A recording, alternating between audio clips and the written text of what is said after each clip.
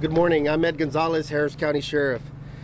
Earlier this week, we were informed by Arkema Company officials that they had lost the ability to refrigerate the organic peroxides they use to manufacture plastic materials. As a result, we have been expecting these chemicals to eventually catch fire.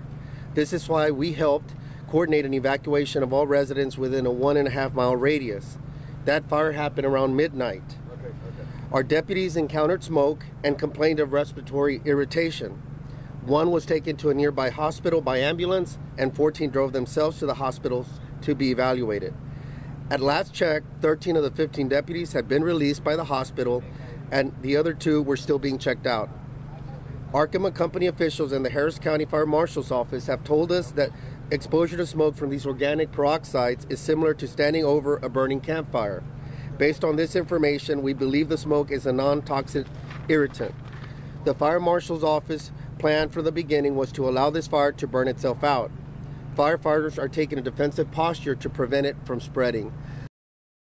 This morning, as expected, for all of the research that was done by myself and others, we found out that we had one of the box vans that there was a chemical decomposition, chemical reaction that resulted in a fire at that location. There were a number of the small containers that are inside the box van that did rupture.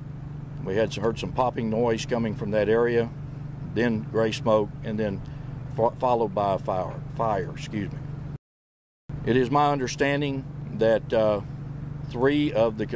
this is one of 3 of the containers that they had lost refrigeration on, and so we can expect similar type of decomposition in those other trailers, maybe even all 9 of them before it's over with.